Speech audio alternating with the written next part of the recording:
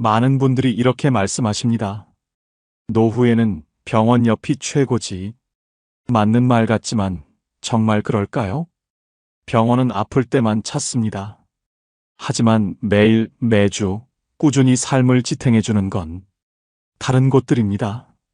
노후의 진짜 행복한 집은 병원보다 더 중요한 이곳 옆에 있습니다.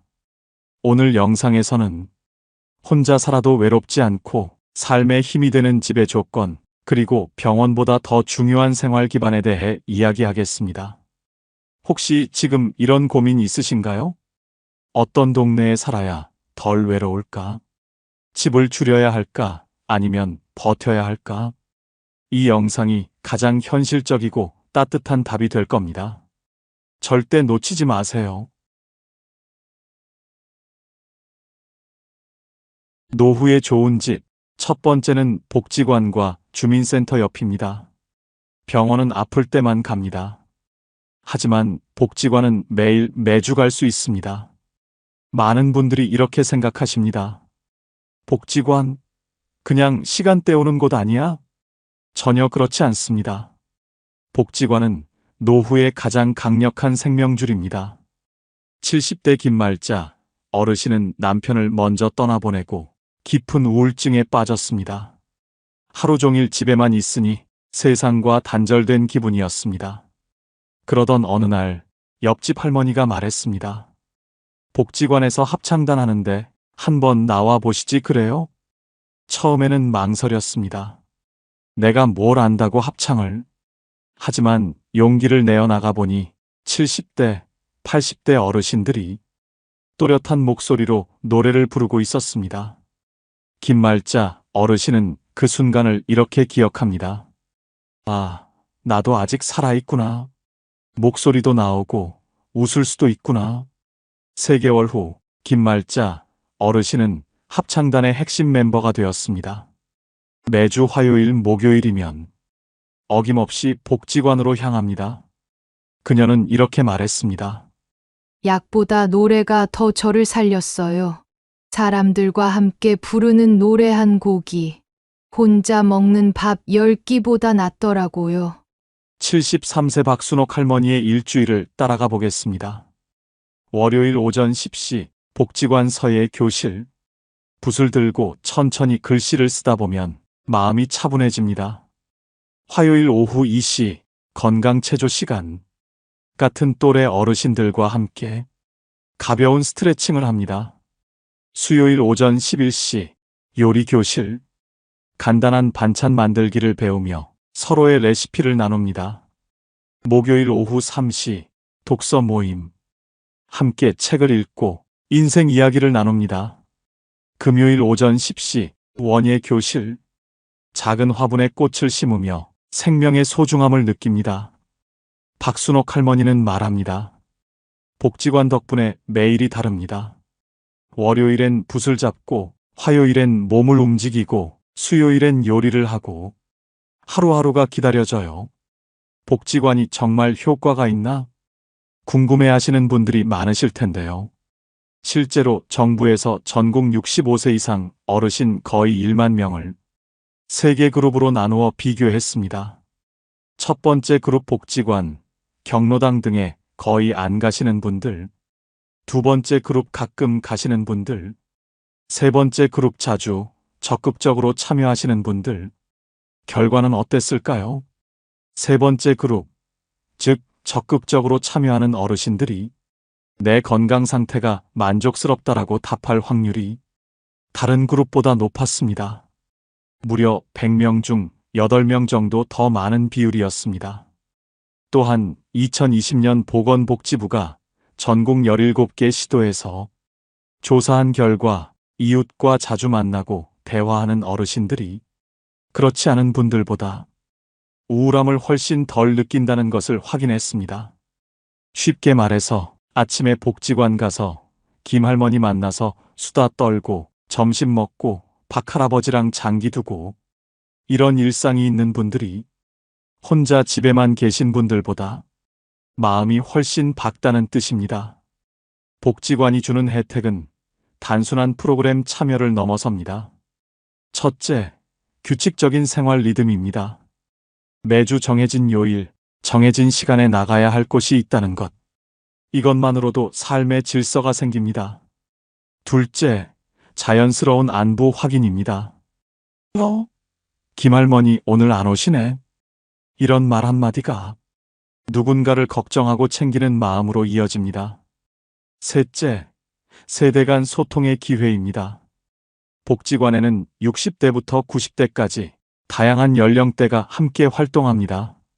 나보다 어린 사람의 활력을 보며 격려받고 나보다 연상의 지혜를 들으며 배웁니다. 주민센터 역시 노후 생활의 든든한 파트너입니다. 주민센터는 복지관보다 더 가깝고 더 접근하기 쉽습니다. 건강 강좌, 취미 교실, 주민 모임 등 다양한 프로그램이 운영됩니다. 특히 주민센터의 장점은 동네 사람들과의 자연스러운 만남입니다. 복지관과 주민센터가 아무리 좋아도 거리가 멀면 소용없습니다. 이상적인 거리는 도보 10분 이내입니다. 15분을 넘어가면 참여율이 현저히 떨어집니다. 실제로 75세 이영자 할머니는 20년간 살던 아파트를 떠나 복지관에서 도보 5분 거리로 이사했습니다. 병원은 1년에 몇 번 가지만 복지관은 매일 갈 수 있잖아. 비가 오거나 눈이 올 때, 몸이 아플 때도 갈 수 있는 거리. 바로 그 거리에 살아야 합니다. 복지관 옆에 산다는 건 단순한 거리 문제가 아닙니다. 외로움과 연결을 가르는 경계선이고 우울함과 활력을 나누는 분기점입니다. 노후의 집을 고를 때 복지관까지 걸리는 시간을 재어보세요. 그 시간이 여러분의 남은 인생의 질을 결정할 수도 있습니다. 혼자 있어도 외롭지 않고 아파도 절망하지 않는 노후. 그 시작은 복지관과 주민센터 옆에서 시작됩니다. 두 번째는 경로당과 작은 모임 공간입니다. 많은 분들이 경로당은 심심풀이라고 생각하지만 사실 노후의 가장 강력한 안전망입니다. 병원 옆만 있는 동네는 몸은 챙길 수 있어도 마음은 고립되지만 경로당 옆 동네는 때로는 시끄럽지만 웃음과 관계가 살아있습니다. 73세 이순자 할머니는 매일 오전 10시 경로당에서 장기를 두며 시간을 보냅니다. 처음에는 남편이 세상을 떠나고 나서 집에 혼자 있는 시간이 너무 힘들었습니다. 텔레비전만 보니까 하루가 안 가더라고요. 시간이 너무 더디게 가서 견딜 수가 없었어요. 그런데 옆집 할아버지가 경로당에 함께 가자고 했습니다. 처음엔 뭘 하러 가나 했는데 가보니까 여기가 진짜 보물창고더라고요. 오전 10시에 경로당에 도착하면 벌써 7, 8명의 어르신들이 모여 있습니다. 장기를 두는 분들, 화투를 치는 분들, 그냥 앉아서 이야기하는 분들. 이순자 할머니는 장기를 배워서 이제 동네에서 제법 실력자로 소문났습니다. 장기 두면서 머리도 쓰고 이기면 기분도 좋고 저도 다음엔 이겨야지 하는 마음이 생겨요. 점심시간이 되면 모두 함께 밥을 먹습니다. 각자 집에서 가져온 반찬을 나눠 먹으며 오늘 있었던 일들을 나눕니다. 이순자 할머니는 말합니다. 나는 집에 있으면 더 늙어버려. 사람이랑 장기 두고 밥 같이 먹는 게 진짜 보약이지. 그 시간 덕분에 하루가 단단히 채워집니다. 78세 박철수 할아버지는 몇 년 전까지만 해도 경로당을 멀리 했습니다. 시끄럽고 복잡한 게 싫다는 이유였습니다. 하지만 무릎이 아파서 병원을 다니게 되면서 생각이 바뀌었습니다. 병원에서 만난 동갑내기 친구가 경로당에서 하는 건강체조를 추천했습니다. 처음엔 어색했어요. 나이 먹고 뭔 체조냐 하면서. 하지만 일주일 참여해보니 몸이 한결 가벼워졌습니다. 더 중요한 건 사람들과의 관계였습니다. 경로당에서 만난 김상철 할아버지는 군대 같은 부대에서 근무했던 전우였습니다. 60년 만에 우연히 재회한 거였습니다. 세상 참 좁더라고요. 여기서 옛날 동료를 만나게 될 줄이야. 이제 박철수 할아버지는 매일 아침 경로당에 가는 게 일과입니다. 체조도 하고 바둑도 두고 옛 이야기도 나누며 시간을 보냅니다. 경로당이 이렇게 좋은 곳인 줄 몰랐어요. 여기 안 왔으면 집에서 혼자 끙끙 앓고 있었을 거예요. 경로당의 효과는 개인적인 경험담만이 아닙니다. 정부에서 실시한 대규모 조사로도 확인됐습니다. 보건복지부가 전국 17개 시도를 대상으로 10년간 추적 조사한 결과 정말 놀라운 사실이 밝혀졌습니다. 특히 농촌 지역에 사는 혼자 계신 어르신들 중에서 경로당을 자주 이용하시는 분들이 그렇지 않은 분들보다 우울감이 훨씬 적었습니다. 구체적으로는 경로당에 나가서 사람들과 어울리는 할머니, 할아버지들이 집에만 계시는 분들보다 마음이 훨씬 밝고 건강했다는 것입니다. 더 구체적인 연구도 있습니다. 전라북도 김제시에서는 전국 최초로 경로당을 단순한 놀이 공간이 아니라 어르신들이 함께 생활할 수 있는 공간으로 만들었습니다. 756명의 어르신을 대상으로 조사한 결과 경로당을 적극적으로 이용하신 분들일수록 생활 만족도가 높았습니다. 특히 우울감이 적고 경로당 이용에 만족하는 분들일수록 전반적인 삶의 만족도도 높다는 것을 확인했습니다. 이를 쉽게 풀어서 설명하면 경로당에서 사람들과 함께 시간을 보내는 어르신들이 혼자 계시는 분들보다 훨씬 행복하게 지내신다는 뜻입니다. 경로당의 장점을 구체적으로 살펴보면 다음과 같습니다. 첫째, 매일 만나는 익숙한 얼굴들입니다. 복지관보다 더 가깝고 더 편안합니다. 동네 어르신들과의 자연스러운 만남이 이어집니다. 둘째, 자유로운 분위기입니다. 정해진 프로그램보다는 편안하게 이야기하고 놀 수 있는 공간입니다. 셋째, 상부상조의 문화입니다. 오늘 김할머니 안 보이네? 이런 자연스러운 안부 확인이 서로를 챙기는 마음으로 이어집니다. 넷째, 경제적 부담이 없습니다. 특별한 회비나 참가비 없이 누구나 자유롭게 이용할 수 있습니다. 경로당 외에도 동네 곳곳에 작은 모임 공간들이 중요합니다. 마을회관, 주민자치센터, 심지어 동네 카페나 찻집도 역할을 합니다. 중요한 건 규모가 아니라 접근성입니다. 걸어서 갈 수 있는 거리에 매일 만날 수 있는 사람들이 있다는 것. 그게 노후의 가장 큰 자산입니다. 노후의 가장 큰 적은 병이 아니라 고립입니다. 경로당은 그 고립을 막아주는 현실적이고 효과적인 장치입니다. 혹시 여러분은 경로당에 대해 어떤 이미지를 갖고 계신가요? 너무 시끄럽다고 피하고 싶으신가요? 아니면 사람 냄새 나는 곳이라 생각하시나요? 사람 냄새야말로 노후에 가장 필요한 영양소입니다. 경로당 옆에 사는 것, 그것은 외로움을 이기는 가장 확실한 방법일지도 모릅니다. 세 번째는 공원과 산책로입니다. 병원 옆에 살면 아플 때 도움이 됩니다. 하지만 공원 옆에 살면 아프지 않게 살아갑니다. 이것은 단순한 추측이 아니라 수많은 연구로 입증된 사실입니다. 76세 한영수 할아버지는 아내를 잃고 나서 깊은 우울증에 빠졌습니다. 2년간 집에만 틀어박혀 지내며 세상과 단절된 채 살았습니다. 밥맛도 없고 잠도 안 오고 하루하루가 그냥 지나가기만 기다리는 상황이었어요. 그러던 어느 날 동네 의사 선생님이 권했습니다. 약보다는 매일 아침 30분씩 걸어보세요. 처음에는 귀찮았지만 집 앞 근린공원까지 천천히 걸어 나갔습니다. 새벽 6시 공원에는 벌써 여러 어르신들이 나와 계셨습니다. 맨손 체조를 하는 분들, 빠른 걸음으로 둘레길을 도는 분들, 벤치에 앉아 신문을 읽는 분들.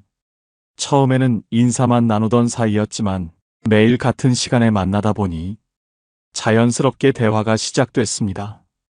특히 겨울에 만난 노란 개가 한 마리 있었습니다. 주인 할머니와 함께 매일 산책을 나오는 개였는데 한영수 할아버지를 보면 꼬리를 흔들며 달려왔습니다. 그 개가 저를 알아보고 좋아하는 걸 보니까 내가 누군가에게는 필요한 사람이구나 싶더라고요. 6개월 후 할아버지는 완전히 다른 사람이 되었습니다.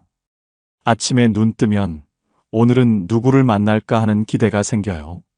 병원은 아플 때나 가지만 공원은 매일 저를 기다려 주거든요. 71세 박민자 할머니는 무릎 관절염으로 몇 년간 고생했습니다. 병원에서는 수술하자고 하는데 나이도 많고 겁이 나서 자꾸 미뤘어요. 하지만 물리치료사가 추천한 건 수술이 아니라 걷기였습니다.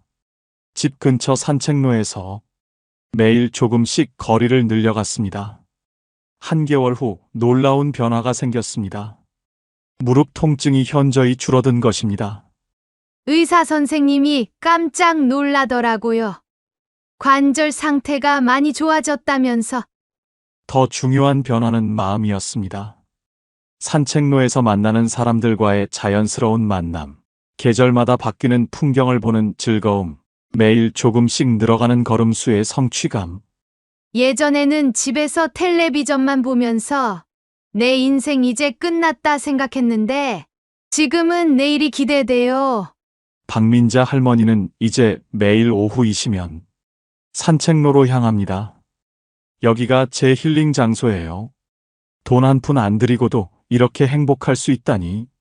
공원과 산책로의 효과는 개인적인 경험에만 머물지 않습니다. 미국 보훈병원에서 70세에서 92세 남성 3천여 명을 대상으로 6년간 추적 조사한 결과 놀라운 사실이 밝혀졌습니다.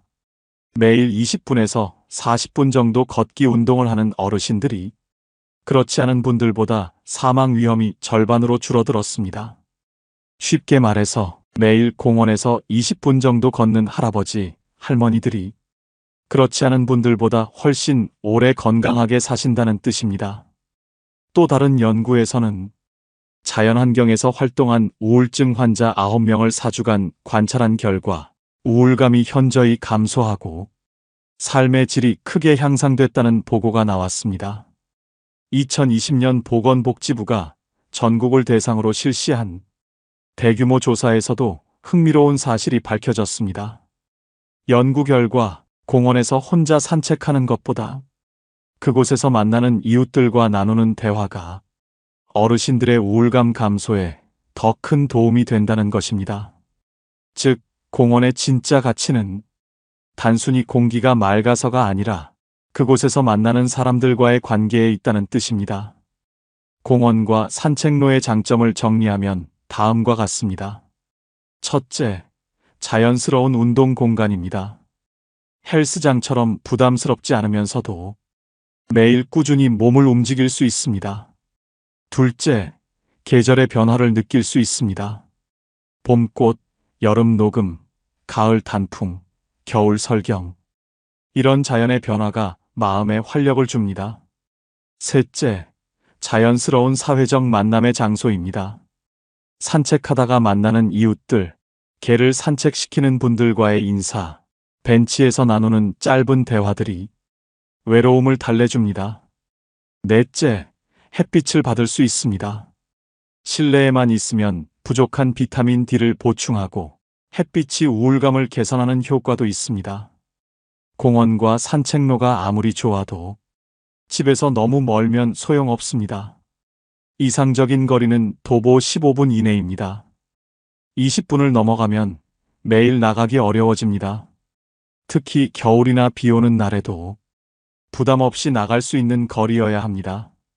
공원 옆에 사는 것, 이것은 노후의 건강보험이자 심리치료실입니다. 매일 만나는 얼굴 하나, 계절마다 바뀌는 풍경 하나, 꾸준히 걷는 발걸음 하나하나가 노후를 지탱해주는 힘이 됩니다. 여러분은 아침에 산책을 나가면 누구와 마주치시나요? 그 얼굴 하나가 여러분의 삶을 지탱해 줄 수 있습니다. 집을 고를 때 공원까지의 거리를 재어보세요. 그 거리가 여러분의 남은 인생의 건강과 행복을 좌우할 수도 있습니다. 네 번째는 마트와 시장입니다. 병원은 가끔 가지만 시장은 매일 갑니다. 많은 분들이 마트나 시장을 단순한 쇼핑 공간으로 생각하지만 노후에는 이곳이 중요한 사회적 만남의 장소가 됩니다. 74세 김영자 어르신은 매일 오전 10시면 동네 전통시장으로 향합니다. 30년 넘게 단골로 다니는 채소 가게가 있습니다. 사장님 부부도 이제 60대가 되었지만 여전히 김영자 어르신을 반갑게 맞이합니다. 할머니, 오늘은 시금치가 정말 싱싱해요. 이거 하나 더 드릴게요. 이런 대화 한마디가 하루의 외로움을 녹여줍니다. 김영자 어르신에게는 장보기가 단순한 식료품 구매가 아닙니다. 채소 가게에서 오늘의 특가 정보를 듣고, 과일 가게에서 당도 좋은 사과를 고르며, 생선 가게에서 손질법을 배우고, 반찬 가게에서 새로운 메뉴를 발견합니다. 각 가게를 돌며 나누는 짧은 대화들이 모여서 하루를 채워줍니다. 요즘 물가가 참 많이 올랐네요. 그래도 할머니는 건강하시니까 다행이에요. 우리 손자가 이번에 취업했어요. 이런 소소한 이야기들이 김영자 어르신에게는 소중한 소통입니다. 대형 마트도 있지만 거기는 너무 차가워요. 여기는 사람 냄새가 나서 좋아요.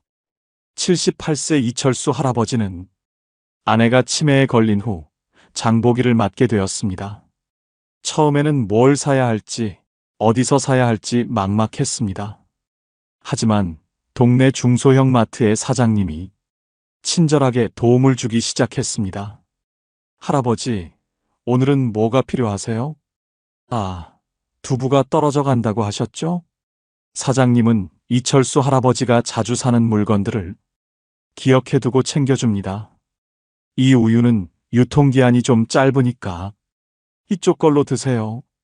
할머니 드실 죽도 새로 들어왔어요. 소화도 잘 되고 영양가도 좋대요. 이런 세심한 배려가 이철수 할아버지에게는 큰 위로가 됩니다. 마트에서 만나는 다른 고객들과도 자연스럽게 대화를 나누게 되었습니다. 할아버지도 오셨네요. 오늘 생선이 싱싱해 보이네요. 이제 이철수 할아버지에게 마트 가기는 하루의 중요한 일과가 되었습니다. 집에만 있으면 답답한데 마트에 나오면 사람들과 이야기도 하고 기분이 좋아져요. 마트와 시장에서의 만남이 왜 중요한지 정부 연구 결과가 이를 보여줍니다. 2020년 국민연금연구원에서 전국 어르신들을 대상으로 조사한 결과 안타까운 현실이 드러났습니다.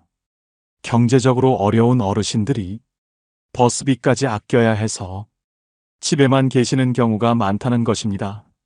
하지만 이는 반대로 가까운 마트나 시장에서 일상적인 만남을 갖는 것이 이런 외로움을 막는 중요한 방법이라는 뜻이기도 합니다.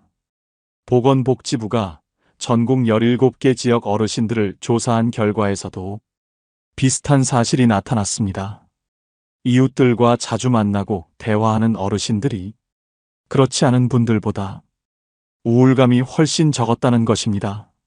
쉽게 말해서 마트 사장님과 안부 인사를 나누고 시장 상인들과 가격 흥정을 하고 다른 손님들과 짧은 대화를 나누는 이런 일상적인 만남이 어르신들의 마음 건강에 직접적으로 도움이 된다는 뜻입니다. 마트와 시장에서 가장 중요한 건 단골 관계입니다. 서울시에서 실시한 한 조사에 따르면 단골 가게가 있는 어르신들이 그렇지 않은 분들보다 사회적 고립 위험이 현저히 낮았다고 합니다. 단골 관계에서 나오는 것들을 보면 이름을 불러주는 친밀감, 취향을 기억해주는 배려, 안부를 묻는 관심, 좋은 상품을 추천해주는 정보가 있습니다. 이런 것들이 모여서 어르신들의 하루를 따뜻하게 만듭니다. 대형마트는 한 번에 많은 것을 살 수 있고 주차도 편리하지만 관계는 단절되고 기계적인 계산만 있을 뿐 사람의 정은 느끼기 어렵습니다. 전통시장은 웃음과 대화가 있고 정도 느낄 수 있고 흥정하는 재미도 있지만 집에서 좀 멀 수 있다는 아쉬움이 있습니다. 동네 마트는 가깝고 친밀하고 편리하지만 큰 마트보다는 선택의 폭이 좁을 수 있습니다. 하지만 노후에는 편의성보다 인간적 관계가 더 중요합니다. 마트나 시장이 아무리 좋아도 너무 멀면 소용없습니다. 이상적인 거리는 도보 10분 이내입니다. 매일 가야 하는 곳이므로 가까워야 합니다. 특히 무거운 물건을 들고 돌아와야 하는 점을 고려하면 더욱 가까운 게 좋습니다. 병원은 몸을 고치지만 시장은 마음을 살립니다. 단골 가게 사장님이 이름을 불러주실 때 오늘 뭐 필요한 거 있으세요? 하고 물어봐 주실 때 그 순간의 따뜻함이 하루를 버텨내게 해줍니다. 여러분은 단골 가게가 있으신가요? 사장님이 이름을 불러주실 때 어떤 기분이 드시나요? 집을 고를 때 마트와 시장까지의 거리도 재어보세요. 매일 만날 수 있는 친근한 얼굴들이 여러분의 노후를 훨씬 풍요롭게 만들어줄 것입니다. 5번째는 도서관과 체육센터입니다. 조용히 책만 읽는 곳, 혼자서만 운동하는 곳이라고 생각하기 쉽지만 실제로는 새로운 만남을 만들어주는 소중한 공간입니다. 69세 김순희 할머니는 평생 책 읽기를 좋아했지만 나이가 들면서 눈이 침침해져 독서를 포기하려 했습니다. 그러던 중 동네 도서관에서 어르신 독서 모임을 운영한다는 소식을 듣게 되었습니다. 처음에는 망설였습니다. 내가 뭘 안다고 토론을 해? 하지만 용기를 내어 참여해보니 비슷한 고민을 가진 어르신들이 많이 계셨습니다. 매주 화요일 오후 2시 10여 명의 어르신들이 모여 한 권의 책을 함께 읽습니다. 이 소설의 주인공이 왜 그런 선택을 했을까요? 제가 젊었을 때도 이런 일이 있었는데 책을 매개로 한 대화가 자연스럽게 이어집니다. 각자의 인생 경험이 담긴 해석들이 책을 더욱 풍성하게 만들어줍니다. 6개월 후 김순희 할머니는 완전히 달라졌습니다. 도서관 가는 날이 가장 기대돼요. 새로운 책도 읽게 되고, 새로운 친구들도 생기고, 혼자 읽을 때보다 훨씬 재미있어요. 독서 모임이 끝나면 근처 카페에서 차를 마시며 더 깊은 이야기를 나누기도 합니다. 책이 우리를 연결해 주는 다리 역할을 하는 것 같아요. 75세 박철호 할아버지는 당뇨병 진단을 받은 후 의사로부터 꾸준한 운동을 권유받았습니다. 처음에는 혼자 공원에서 걷기만 했는데 겨울이 되자 추워서 나가기 어려워졌습니다. 그러던 중 동네 체육센터에서 어르신 건강 체조 프로그램을 운영한다는 소식을 듣게 되었습니다. 헬스장은 젊은 사람들만 가는 곳이라고 생각했던 박철호 할아버지였지만 막상 가보니 생각과 달랐습니다. 오전 10시 수업에는 60대부터 80대까지 다양한 연령대의 어르신들이 함께 운동하고 계셨습니다. 처음에는 몸이 뻣뻣해서 따라하기 어려웠지만 강사님과 동료 어르신들의 격려로 점점 나아졌습니다. 할아버지, 어제보다 훨씬 좋아졌네요. 저도 처음엔 그랬는데 이제 보세요. 이런 격려의 말들이 박철호 할아버지에게 큰 힘이 되었습니다. 3개월 후 당뇨 수치가 현저히 개선되었을 뿐만 아니라 새로운 친구들도 생겼습니다. 운동 후에는 체육센터 휴게실에서 건강 정보를 나누고 가끔은 함께 식사도 합니다. 운동하러 온 건데 친구까지 얻었네요. 이제 하루가 기다려져요. 체육센터에서 운동하는 어르신들의 변화가 개인적인 경험에만 머물지 않는다는 것을 정부 조사 결과가 보여줍니다.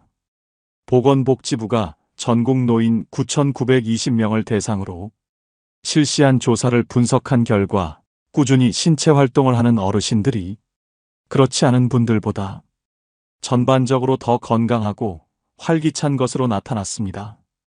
또 다른 연구에서는 헬스클럽을 이용하는 노인 239명을 조사한 결과 체육센터에서 만나는 사람들과의 즐거운 경험이 운동을 더 재미있게 만들고 그 재미가 꾸준한 운동으로 이어진다는 것을 확인했습니다.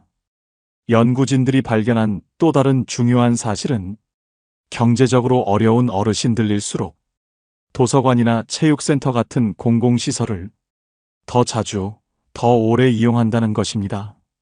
즉, 이런 시설들이 단순한 편의시설이 아니라 사회적 고립을 막는 중요한 안전망 역할을 한다는 뜻입니다.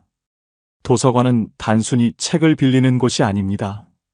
독서 모임, 문화 강좌, 영화 상영회, 전시회, 강연회 등 다양한 프로그램이 운영됩니다. 이런 프로그램들을 통해 비슷한 관심사를 가진 사람들을 자연스럽게 만날 수 있습니다. 특히 조용한 분위기를 좋아하는 어르신들에게는 부담 없이 참여할 수 있는 좋은 공간입니다. 체육센터는 건강을 챙기면서 동시에 사람들과 만날 수 있는 일석이조의 공간입니다. 수영, 헬스, 요가, 에어로빅, 탁구 등 다양한 프로그램이 연령대별로 운영됩니다. 같은 프로그램에 참여하는 사람들과는 자연스럽게 친해질 수 있습니다. 운동 실력보다는 꾸준히 참여하는 마음가짐이 중요합니다. 도서관은 대부분 무료로 이용할 수 있고 체육센터도 민간 시설보다 훨씬 저렴합니다. 이상적인 거리는 대중교통으로 30분 이내, 가능하면 도보 20분 이내가 좋습니다. 너무 멀면 꾸준히 다니기 어렵고 날씨가 나쁜 날에는 포기하게 될 수 있습니다. 도서관과 체육센터는 혼자 살아도 외롭지 않게 만드는 루틴을 제공합니다. 매주 정해진 시간에 갈 곳이 있고 그곳에서 만날 사람들이 있다는 것. 이것만으로도 삶이 훨씬 풍요로워집니다. 책을 통해 마음을 나누고 운동을 통해 몸과 마음을 건강하게 만들며 그 과정에서 만나는 사람들과 우정을 쌓아가는 것. 이것이 바로 도서관과 체육센터가 주는 특별한 선물입니다. 집을 고를 때 이런 시설들까지의 거리도 확인해 보세요. 여러분의 노후를 더욱 활기차고 의미 있게 만들어줄 소중한 공간들입니다. 정리하겠습니다. 노후의 집을 고를 때 많은 분들이 병원 옆을 먼저 봅니다. 하지만 진짜는 다릅니다. 복지관, 경로당, 공원, 시장, 그리고 도서관과 체육센터, 이곳들 옆에 사는 것이 노후를 행복하게 만드는 조건입니다. 집은 벽으로 만들어지지만 삶은 사람과 연결로 지탱됩니다. 노후에 좋은 집은 병원이 가까운 집이 아니라 내 이름을 불러줄 사람이 있는 동네입니다. 복지관에서 만난 합창단 친구, 경로당에서 장기를 두는 상대, 공원에서 매일 만나는 강아지와 주인, 시장에서 오늘 뭐 필요해요? 하고 묻는 사장님, 도서관에서 함께 책을 읽는 동료, 체육센터에서 서로 격려하는 운동 친구들. 이 모든 사람들이 여러분의 하루를 채워주고 외로움을 달래주고 살아갈 힘을 주는 소중한 존재들입니다. 병원은 몸이 아플 때 가는 곳이지만 이런 곳들은 마음이 아프지 않게 해주는 곳입니다. 여러분은 집을 고를 때 어떤 조건을 가장 먼저 보시나요? 댓글로 남겨주시면 다른 분들께도 큰 도움이 됩니다. 오늘도 긴 이야기 함께 해주셔서 감사합니다. 여러분의 노후가 좁아도 따뜻하고 조용해도 외롭지 않기를 진심으로 응원합니다. 이런 이야기가 마음에 남으셨다면 조용히 구독과 좋아요를 눌러주시고 앞으로도 함께 해주시면 좋겠습니다. 여러분과 나누는 이 시간이 저에게도 큰 힘이 됩니다. 아내가 세상을 떠난 지 벌써 10년이 흘렀습니다. 처음엔 괜찮을 줄 알았습니다. 시간이 약이다라는 말을 믿었지요. 하지만 시간이 지날수록 더 선명해진 건 아내의 빈자리였습니다. 아이들은 걱정스러운 눈빛으로 말했습니다. 아버지, 요양원에 들어가시면 어떨까요? 혼자 계시는 게 저희 마음이 불편해요. 그 말이 고마우면서도 제 마음은 쉽사리 움직이지 않았습니다.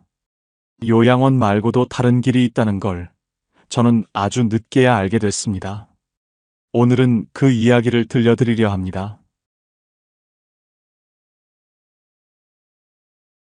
아내가 세상을 떠난 건 어느덧 10년 전이었습니다. 그날 이후 집은 전혀 다른 공간이 되어버렸습니다. 예전엔 아내가 끓여주던 된장국 냄새가 매일 아침마다 퍼졌는데 이제는 전자레인지에서 데운 밥 냄새가 집안을 채울 뿐이었습니다. 식탁 위 의자는 2개였지만 앉는 사람은 저 하나뿐. 숟가락 부딪히는 소리가 유난히 크게 들렸습니다. 밥이 이렇게 맛이 없을 수도 있구나. 혼자 먹는 밥은 그 어떤 반찬이 있어도 씁쓸했습니다. 김치 냉장고에서 꺼낸 반찬들은 며칠째 그대로였고 혼자 먹기엔 양도 너무 많았습니다. 결국 대부분 버리게 되는 음식들을 보며 괜히 죄스러운 마음이 들곤 했습니다. 아내가 즐겨 앉던 소파 한쪽은 마치 금을 그어놓은 듯 건드리지 못했습니다. 그곳에 놓인 아내의 독서용 안경과 뜨개질 바늘이 여전히 주인을 기다리고 있는 것만 같았습니다. 밤이 오면 더욱 적막했습니다. 예전엔 아내와 함께 보던 TV 프로그램들이 이제는 혼자 봐도 재미없었습니다. 웃음소리도 탄식도 모두 혼자만의 것이 되어버렸습니다. 처음 몇 년은 손주 덕분에 버틸 수 있었습니다. 학교가 끝나면 제가 데리러 가곤 했습니다. 작은 손을 꼭 잡고 걸어오는 길, 그 따뜻한 체온이 제 삶을 지탱해 주었습니다. 할아버지, 오늘 학교에서 발표했어요. 잘했죠? 그럼 우리 손자 최고지. 할아버지가 얼마나 자랑스러운데. 집에 오면 가방을 던져놓고 뛰어다니던 발소리, 할아버지, 배고파요 하던 목소리, 그 웃음소리가 집안을 꽉 채웠습니다. 손주가 오는 날이면 미리 간식을 준비해두고 아이가 좋아할 만한 프로그램을 찾아놓곤 했습니다. 함께 앉아 과자를 먹으며 만화를 보는 시간, 그때만큼은 제가 정말 할아버지라는 게 실감났습니다. 아이가 숙제를 할 때면 옆에 앉아 글씨 쓰는 모습을 지켜보곤 했습니다. 연필을 꾹꾹 눌러 쓰는 진지한 표정을 보면 괜히 마음이 뿌듯해졌습니다. 할아버지, 이 문제 어떻게 풀어요? 그럴 때면 저도 안경을 쓰고 진지하게 문제를 들여다보곤 했습니다. 가끔은 모르는 문제도 있었지만 함께 고민하는 시간 자체가 소중했습니다. 그 시절엔 적어도 하루가 덜 외로웠습니다. 밤에도 손주가 제 옆에 와서 TV를 보며 깔깔 웃고 저는 그 웃음을 바라보다가 잠이 들곤 했습니다. 아이가 잠든 모습을 보면서 작은 코 고는 소리에 귀를 기울이곤 했습니다. 그 평화로운 잠든 얼굴을 보면 세상이 그리 나쁘지만은 않다는 생각이 들었습니다. 손주가 집에 있는 날이면 집 전체가 살아있는 것만 같았습니다. 곳곳에서 들려오는 발걸음 소리, 장난감 굴러가는 소리, 할아버지, 하고 부르는 목소리가 오래된 집의 생기를 불어넣어 주었습니다. 아내는 곁에 없었지만 그 아이의 웃음이 제 빈자리를 메워주고 있었습니다. 적어도 그때까지는 저도 누군가에게 필요한 사람이라는 걸 느낄 수 있었습니다. 하지만 세월이란 건 참 빠릅니다. 어느새 그 소중했던 시간들이 조용히 변해가고 있었습니다. 손주가 금세 커버리더군요. 예전처럼 손을 꼭 잡을 일도 없어졌고 제가 학교 앞에 나가 기다릴 필요도 없어졌습니다. 하지만 처음엔 그 변화를 받아들이기가 쉽지 않았습니다. 몸은 이미 알고 있었거든요. 매일 오후 3시만 되면 자동으로 현관에서 신발을 신고 있는 제 모습을, 학교 방향을 바라보며 걸음을 재촉하는 제 발걸음을 말입니다. 어느 날 습관처럼 학교 정문 앞에 서 있었죠. 다른 할머니들과 할아버지들이 손주를 기다리고 계시는 모습을 보며 저도 자연스럽게 그 자리에 서 있었습니다. 멀리서 걸어오는 손주의 모습이 보였습니다. 친구들과 함께 웃으며 이야기하고 있더군요. 예전 같으면 제 모습을 보자마자 달려왔을 텐데 이제는 천천히 마지못해 다가오는 것 같았습니다. 그 아이는 잠시 멈추더니 제게 이렇게 말했습니다.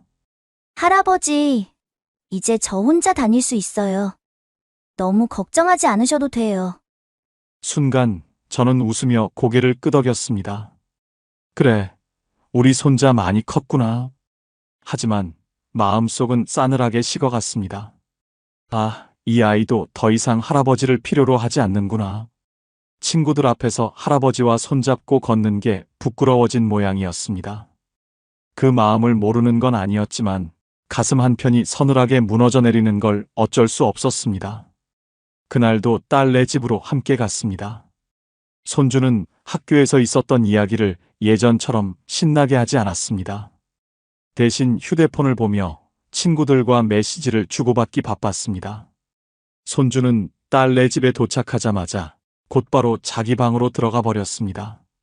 예전에는 제게 와서 할아버지, 이거 봐요. 하며 그림을 보여주거나 숙제를 같이 하자고 졸랐던 아이였는데 이제는 문을 닫고 혼자만의 시간을 보내려 했습니다. 가끔 방문을 살짝 열고 들여다보면 스마트폰 게임에 빠져 있거나 이어폰을 끼고 뭔가를 보고 있었습니다. 더 이상 할아버지가 필요하지 않은 모습이었습니다.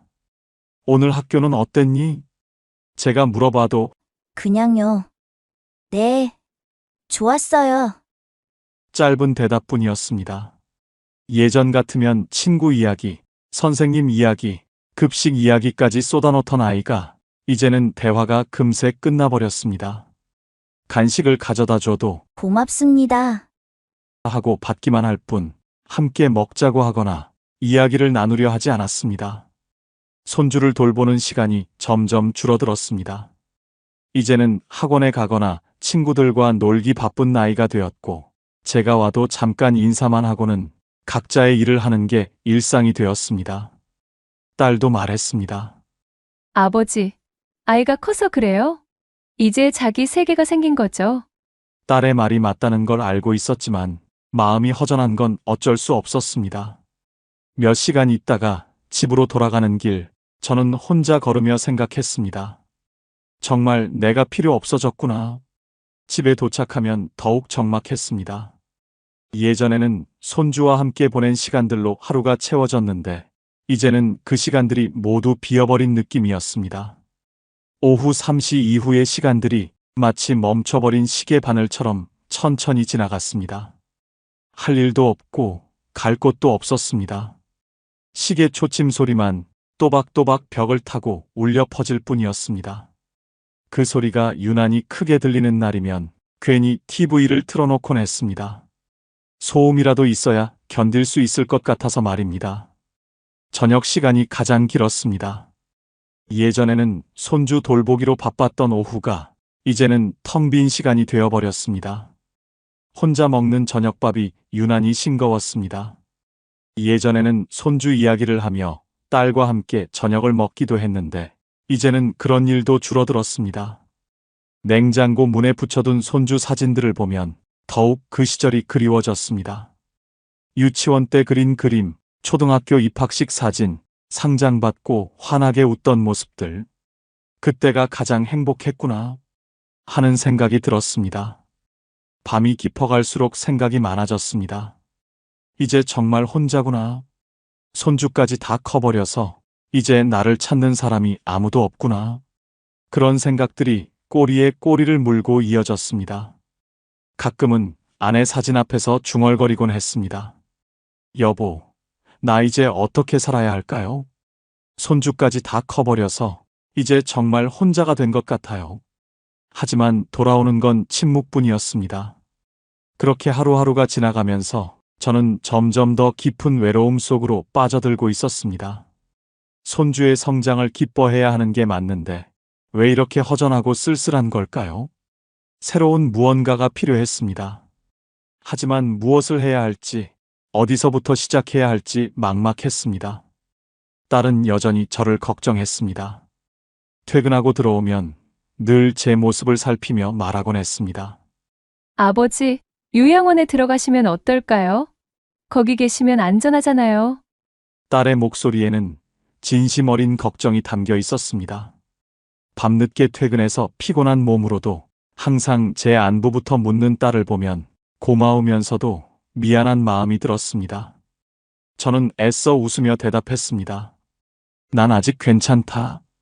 거기는 내 자리가 아닌 것 같아. 말은 그렇게 했지만 마음속은 복잡했습니다. 사실 저도 모르는 게 아니었습니다.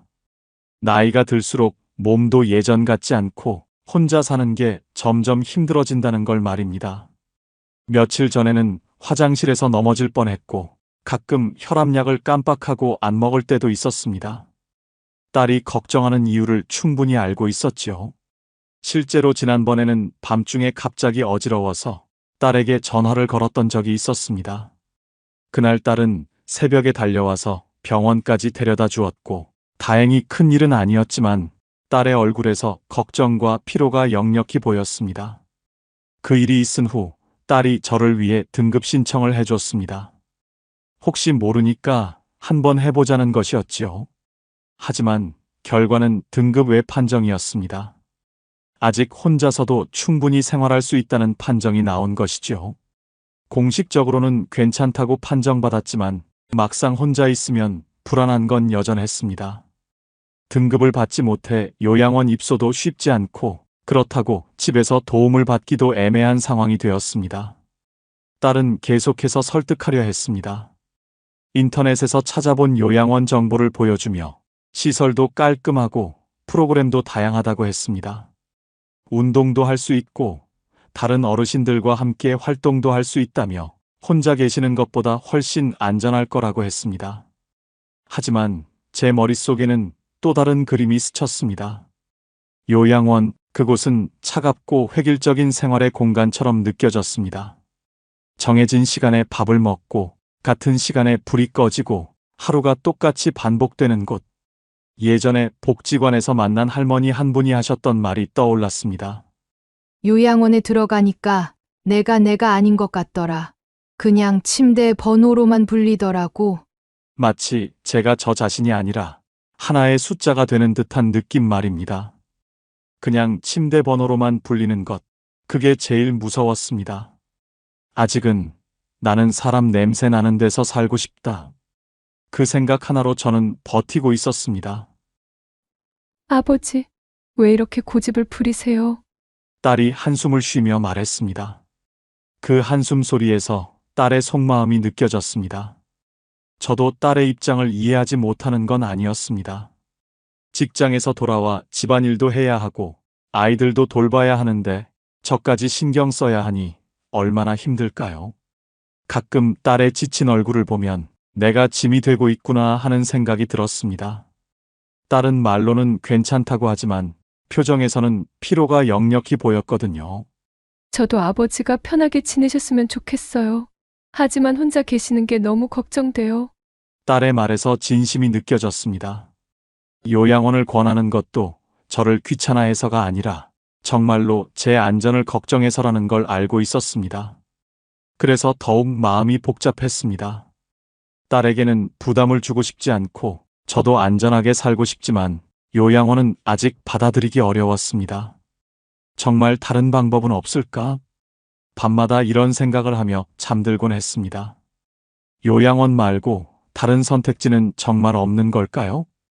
혼자 살기에는 불안하고 딸에게 의존하기에는 미안하고 요양원은 가고 싶지 않고 이런 고민 속에서 하루하루를 보내고 있었습니다. 답답한 마음에 가끔은 밖으로 나가 걸으며 다른 노인분들은 어떻게 지내고 계실까 궁금하기도 했습니다. 나와 같은 처지의 사람들은 다들 어떻게 하고 있을까? 모두 요양원으로 가는 게 정답일까? 정말 다른 길은 없는 걸까? 그런 의문들이 머릿속을 떠나지 않았습니다. 답을 찾고 싶었지만 어디서 어떻게 찾아야 할지도 막막했습니다. 그저 하루하루를 버텨내며 언젠가는 해답이 찾아오기를 기다릴 뿐이었습니다. 그런데 어느 날 복지관에서 들은 한마디가 제 마음을 흔들었습니다. 평소처럼 오전 체조 시간에 참여했는데 함께 체조를 하던 한 어르신이 말했습니다. 혹시 고령자 복지주택이라고 들어보셨어요? 처음 듣는 이름이었습니다. 저는 고개를 갸웃하며 물었습니다. 복지, 주택이요? 그게 뭡니까? 그분은 손짓을 하며 설명해 주었습니다. 보증금 1,000만 원에 월세는 고작 10만 원. 방마다 안전손잡이, 비상벨이 설치돼 있고 이웃끼리 어울릴 수 있는 프로그램도 운영한다 하더라고요. 순간 귀가 번쩍 열렸습니다. 요양원 말고도 이런 데가 있다고요? 저도 모르게 목소리가 커졌습니다. 그동안 요양원 아니면 혼자 사는 것, 이 두 가지 선택지만 있는 줄 알았는데 전혀 다른 길이 있다는 게 믿어지지 않았습니다. 그럼 그곳은 요양원처럼 관리받는 건가요? 제가 다시 물었습니다. 아니에요. 완전히 독립적으로 살면서 필요할 때만 도움을 받는 거지요. 자유롭게 생활하되 안전하게 지낼 수 있는 곳이래요. 옆에 있던 복지관 직원도 말을 보탰습니다. 네, 맞습니다. LH에서 운영하는 고령자 복지주택이에요. 소득이 많지 않은 어르신들도 신청할 수 있습니다. 생활비 부담이 크지 않고 안전시설도 잘 갖춰져 있지요. 저는 더욱 궁금해졌습니다. 그럼 거기서는 어떻게 지내는 건가요? 혼자 요리도 하고 빨래도 하고 그런 건가요? 직원이 친절하게 설명해 주었습니다. 각자 독립된 공간에서 생활하시되 공동 프로그램도 있고 응급 상황에 대비한 시설도 갖춰져 있어요. 완전히 혼자가 아니면서도 자유롭게 지낼 수 있는 거지요. 저는 떨리는 목소리로 되물었습니다. 그럼 저 같은 사람도 살 수 있습니까? 직원은 미소를 지으며 고개를 끄덕였습니다. 당연하지요. 어르신도 충분히 자격이 되실 거예요. 그 순간 제 가슴이 두근거리기 시작했습니다. 마치 오랫동안 닫혀있던 창문이 열리고 신선한 바람이 들어오는 기분이었습니다. 요양원이 아닌 다른 선택지가 있다니, 독립적으로 살면서도 안전할 수 있다니, 그것도 경제적 부담 없이 말입니다. 혹시 더 자세한 정보를 어디서 얻을 수 있을까요? 제가 조심스럽게 물었습니다. LH 지사에 가시면 상담받으실 수 있어요. 인터넷으로도 찾아보실 수 있고요. 체조가 끝나고 나서도 머릿속은 온통 그 이야기로 가득했습니다. 다른 어르신들과 이야기하는 동안에도 고령자복지주택택이라는 단어가 계속 맴돌았습니다. 집으로 돌아오는 길에 저는 혼자 중얼거리며 걸었습니다. 월세 10만 원이면 국민연금으로도 충분하고 보증금도 그럭저럭 마련할 수 있겠는데, 평소 같으면 복지관에서 집까지 가는 길이 무겁고 적적하게 느껴졌을 텐데 그날은 달랐습니다. 혹시 나도 새로운 삶을 시작할 수 있지 않을까? 그 생각만으로도 가슴이 설렜습니다. 딸에게 짐이 되지 않으면서도 요양원이 아닌 곳에서 나만의 공간을 가지고 살 수 있다니, 집에 도착해서도 흥분이 가라앉지 않았습니다. 저녁을 먹으면서도 TV를 보면서도 계속 그 이야기가 머릿속을 맴돌았습니다. 정말 그런 곳이 있을까? 너무 좋은 얘기라서 뭔가 함정이 있는 건 아닐까? 내가 정말 자격이 될까? 의구심과 기대감이 교차했지만 오랜만에 느끼는 희망이었습니다. 밤에 아내 사진 앞에서 말했습니다. 여보, 오늘 좋은 소식을 들었어요. 혹시 우리에게도 새로운 기회가 오는 걸까요? 그날 밤은 오랜만에 설렘을 안고 잠들었습니다. 내일 당장 LH 지사에 가서 문의해 봐야겠다는 생각으로 마음이 한결 가벼워진 기분이었습니다. 그날 집으로 돌아오는 길은 오랜만에 발걸음이 가벼웠습니다. 저는 용기를 내어 LH 지사를 찾았습니다. 건물 앞에 서서 한참을 망설였습니다. 유리문을 밀고 들어서는 순간 낯선 공기와 사람들의 시선이 부담스러워 발걸음이 저절로 느려졌습니다. 로비에는 생각보다 많은 사람들이 있었습니다. 젊은 부부들도 있고 저처럼 나이 든 분들도 계셨습니다.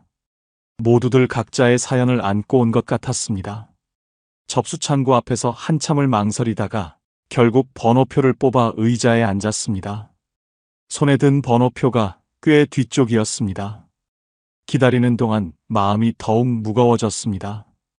괜히 온 건 아닐까? 내가 이런 곳을 신청할 자격이 있을까? 머릿속에 부정적인 생각들이 쏟아졌습니다.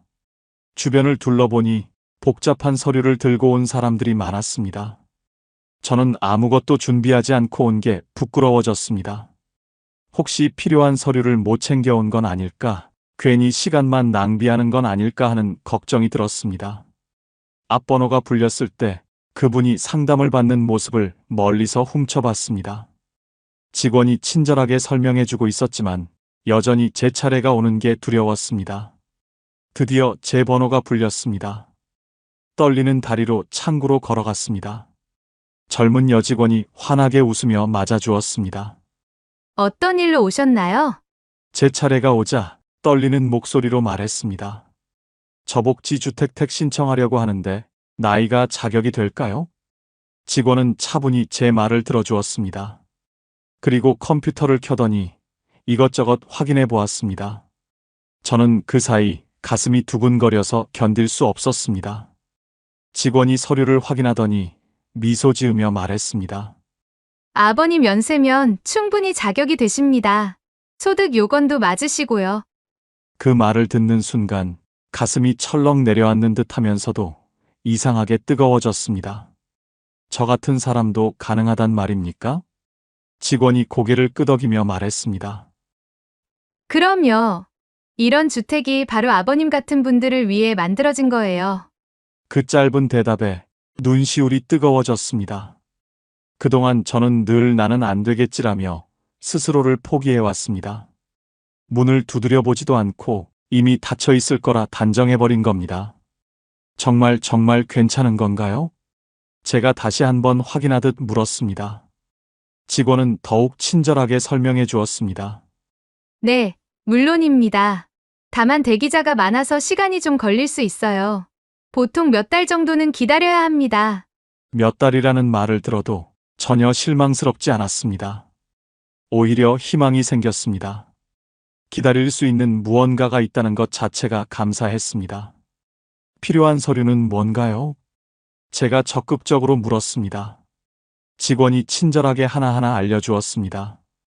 주민등록등본, 소득증명서, 건강보험료 납부 확인서. 생각보다 많았지만 어려운 것들은 아니었습니다. 언제까지 준비해서 가져오면 될까요? 서두르실 필요 없어요. 천천히 준비하셔서 언제든 오세요. 그 한마디는 오래된 제 마음속 돌덩이를 내려놓게 했습니다. 마치 누군가 제 등을 다정하게 토닥이며 아직 늦지 않았습니다. 새 출발이 가능합니다. 라고 말해주는 듯 했습니다. LH 지사를 나서는 발걸음은 들어갈 때와는 전혀 달랐습니다. 가벼우면서도 힘이 있었습니다. 손에 든 안내 책자를 보며 저는 처음으로 구체적인 미래를 그려보았습니다.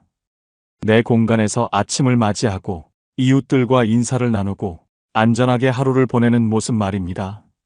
집으로 돌아가는 길에 딸에게 전화를 걸었습니다. 좋은 소식을 전해주고 싶었습니다. 딸아, 아빠가 오늘 좋은 곳을 알아봤다.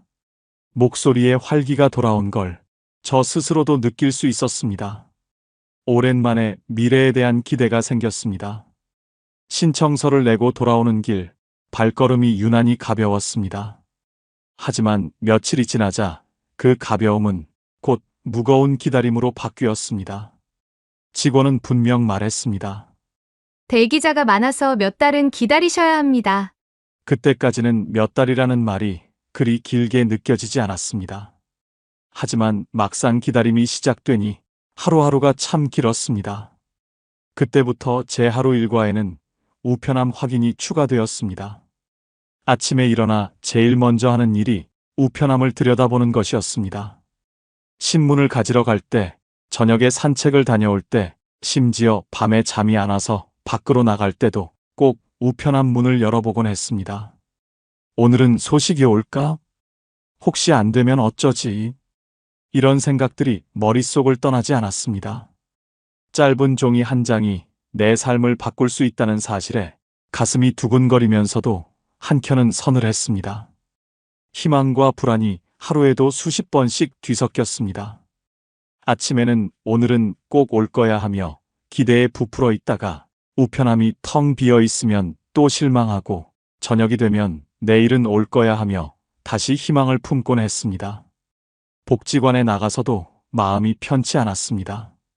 다른 분들과 이야기를 나누다가도 문득 집에 두고 온 우편함이 떠올랐습니다.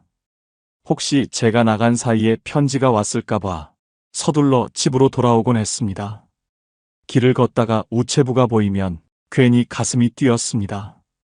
혹시 우리 집으로 오는 건 아닐까 멀리서 따라가며 지켜보기도 했습니다. 딸에게도 말했습니다. 요즘 고령자 복지주택 신청한 거 기다리고 있어. 소식 오면 알려줄게. 딸은 반가워하며 말했습니다.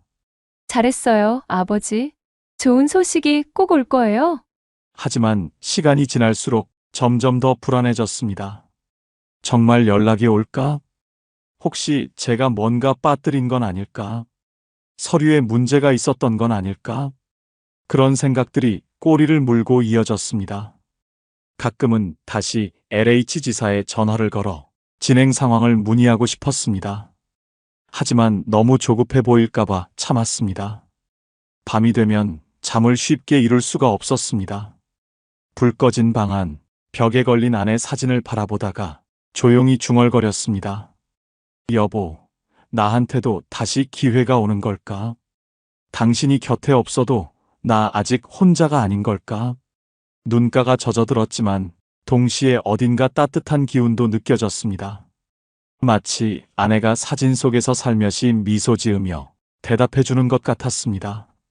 당신 잘하고 있어요. 이번에는 꼭 좋은 소식이 올 거예요. 그런 밤이 반복되었습니다. 기다림이 길어질수록 마음은 더욱 간절해졌습니다. 어떤 날은 우편함에 광고 전단지라도 들어있으면 순간 가슴이 뛰었다가 복지주택과 관련 없는 걸 확인하고는 또 한숨을 내쉬곤 했습니다. 이런 일상이 몇 주째 계속되었습니다. 기다림이라는 게 이렇게 힘든 줄 몰랐습니다. 특히 나이가 들어서 기다리는 일은 젊을 때와는 또 다른 무게감이 있었습니다. 시간이 얼마나 남았을까? 이 기회마저 놓치면 어떻게 될까? 그런 생각들이 기다림을 더욱 무겁게 만들었습니다.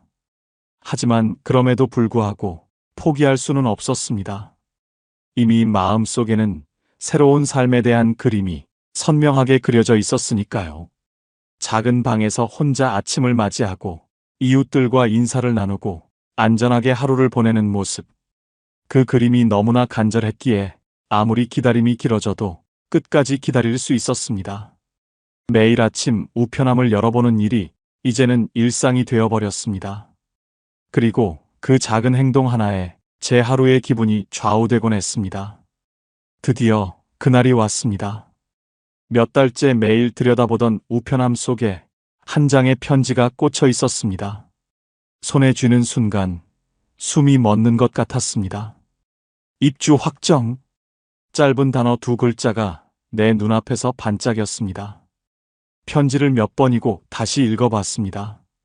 정말 제 이름이 맞는지, 정말 제가 선정된 게 맞는지 믿기지 않았습니다.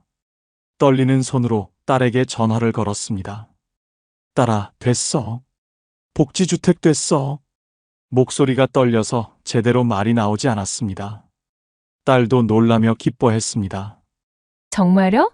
축하해요, 아버지. 정말 잘 됐네요. 입주날까지 준비할 것들이 많았지만 모든 게 설레고 즐거웠습니다. 오랜만에 미래에 대한 기대감으로 가득했습니다. 드디어 입주하는 날, 처음 배정받은 집은 크지 않았습니다. 하지만 문을 열자마자 느껴지는 아늑함이 있었습니다. 손잡이가 설치된 화장실, 넓은 복도, 비상벨. 나이든 제 몸을 배려해준 작은 장치 하나하나가 큰 안도감을 주었습니다. 창문을 열어보니 작은 정원이 보였습니다. 다른 집 창문들도 하나둘 열려 있고 어르신들이 화분에 물을 주고 계시는 모습이 보였습니다. 무엇보다도 가슴을 울린 건 사람들의 따뜻한 인사였습니다. 아버님, 새로 오셨군요. 반갑습니다. 네, 저도 잘 부탁드립니다. 옆집 할머니가 먼저 말을 걸어주셨습니다. 건너편 할아버지도 손을 흔들어 주시고 복도에서 마주치는 분들마다 환한 미소로 인사해 주셨습니다. 낯설었던 공간이 그 한마디에 금세 집처럼 느껴졌습니다. 첫날 밤 새로운 집에서 맞이한 정적 속에서 저는 조용히 눈물을 흘렸습니다. 기쁨의 눈물이었습니다. 아침이면 이웃들과 함께 마당에 나가 체조를 했습니다.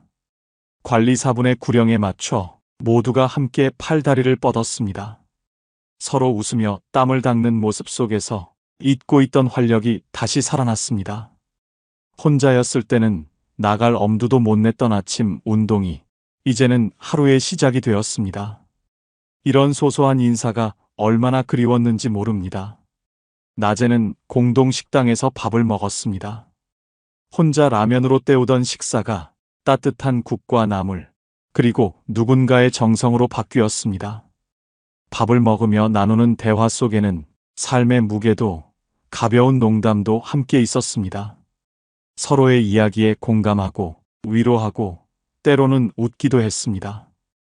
혼자 먹던 밥이 이렇게 맛있을 줄 몰랐습니다. 저녁에는 작은 홀에 모여 영화를 봤습니다. 영화를 보며 서로 감상을 나누곤 했습니다. 영화보다 더 재미있는 건 사람들의 웃음소리였습니다. 함께 웃고 함께 감동하는 시간이 이렇게 소중한 줄 몰랐습니다. 가끔은 노래 자랑도 했습니다. 부끄러워하다가도 결국 마이크를 잡고 옛날 노래를 부르곤 했습니다. 박수 소리와 환호성 속에서 저는 다시 살아있음을 느꼈습니다. 텃밭에선 토마토를 따서 함께 나누어 먹었습니다. 흙을 만지며 채소를 키우는 일, 오랫동안 잊고 있었던 즐거움이었습니다. 토마토가 정말 잘 익었네요. 같이 나눠 먹어요. 땀에 젖은 손으로 건네받은 빨간 토마토 한 입, 그 싱그러움 속에서 저는 오랜만에 사람 사는 냄새를 맡았습니다. 서로 도우며 살아가는 모습, 작은 것이라도 나누려는 마음, 외로울 때 말동무가 되어주는 이웃들. 그 순간 문득 깨달았습니다. 여긴 돌봄만 있는 게 아니구나. 여긴 삶이 있구나. 요양원에서는 느낄 수 없었을 자유로움과 혼자 살 때는 누릴 수 없었던 따뜻함이 이곳에는 함께 있었습니다. 밤이면 제 작은 방에서 창밖을 바라보며 생각했습니다. 이곳에서 맞이하는 하루하루가 얼마나 감사한지 모릅니다. 아내 사진을 보며 속삭였습니다. 여보, 드디어 찾았어요. 우리가 꿈꿔왔던 그런 곳을 말이에요. 거울 속 제 얼굴은 예전보다 한결 밝아져 있었습니다. 10년 동안 쓸쓸히 늙어간다고만 생각했는데 새로운 길이 제 앞에 놓여 있었습니다. 아침마다 이웃들과 나누는 인사, 함께 먹는 따뜻한 식사, 텃밭에서 함께 기르는 채소들, 저녁 영화를 보며 터져나오는 웃음소리. 이 모든 것들이 제 일상을 바꿔놓았습니다. 혼자였을 때는 하루하루가 그냥 지나가는 시간이었다면 이제는 매일이 기대되는 새로운 하루입니다. 딸도 말했습니다. 아버지의 얼굴이 정말 밝아지셨어요. 걱정이 많이 줄었어요. 손주도 가끔 놀러와서는 할아버지, 여기 정말 좋아 보여요. 하며 신기하게 둘러보곤 합니다. 저는 더 이상 딸에게 짐이 되지 않으면서도 요양원이 아닌 곳에서 제 자유를 지키며 살아가고 있습니다. 노후는 끝이 아니었습니다. 다시 시작할 수 있는 시간이었습니다. 월 10만 원. 그 작은 비용으로 저는 다시 삶의 온기를 찾았습니다. 밤이면 아내 사진을 바라보며 말합니다. 여보, 우리가 함께 꿈꿔왔던 그런 노년을 살고 있어요. 외롭지 않고 따뜻하고 사람 냄새 나는 그런 곳에서요. 때로는 사진 속 아내가 미소 지으며 잘했어요, 당신. 하고 대답해 주는 것 같습니다. 저처럼 혼자 계신 분들, 딸아들 걱정시키기 싫어서 혼자 버티고 계신 분들, 요양원은 가기 싫지만 대안이 없다고 생각하시는 분들께 조심스럽게 말씀드리고 싶습니다. 우리에게도 선택지가 있습니다. 포기하기에는 아직 이릅니다. 문을 두드려 보세요. 길은 생각보다 가까운 곳에 있을지도 모릅니다. 혹시 저처럼 두려운 분이 계신다면 용기 내어 한번 알아보시길 바랍니다. 요양원 말고도 우리가 살아갈 또 다른 길이 있습니다. 오늘도 저는 새로운 하루를 맞이합니다. 이웃들의 웃음소리와 함께, 따뜻한 햇살과 함께, 희망과 함께 말입니다.